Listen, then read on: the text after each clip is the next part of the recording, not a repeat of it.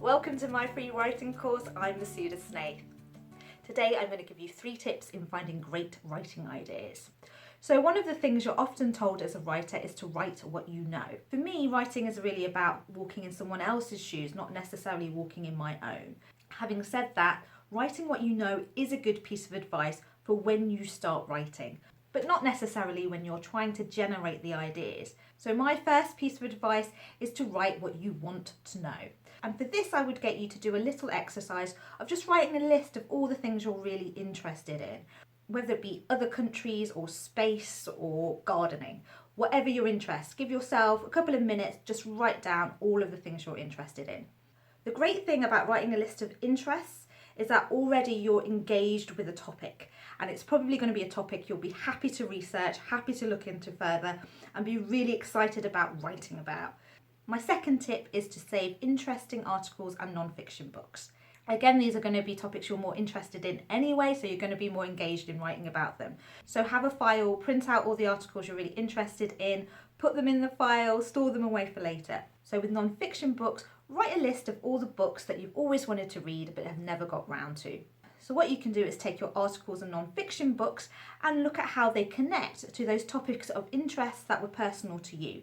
If you can find a crossover between those two things, then you've already got the basis of research for a great story, whether it be a novel or a short story or a screenplay. And if you've already got an idea brewing, what you can do is keep an eye out for articles and non-fiction books that are related to that topic. My number 3 tip is to make it your own.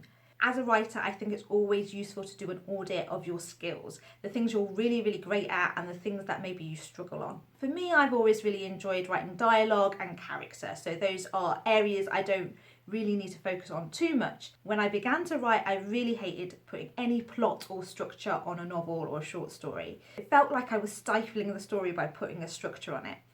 What I've learned as I've developed as a writer, that structure is your friend, and my next video is all about plot, so please do keep an eye out for that. So what I did to overcome that particular weakness was to research everything to do with plot and structure, get books out, look at articles, experiment with my own stories. Experimentation is your friend. If you want to try a story in a different style and it doesn't work, it doesn't matter, because nobody needs to read it unless you want to show it to them. In terms of your writing, look at everything you've ever written and see if there is a common theme or style within it. There's usually similarities in our own writing that we can't help but repeat. That is part of your style and part of your voice. So nurture that style and voice, because it is the thing that's going to make your writing unique. And then see if you can apply it to those ideas that we had in tip 1 and tip 2. And this is really the point where writing what you know is useful, because you can use your own experiences from life and apply them in your story and to your characters. That doesn't mean that the characters are you, but connecting the story to your own life experience will create another level to your writing. This was my free writing course. If you'd like to support me, you can subscribe to this channel or buy me a coffee on the Ko-fi link below.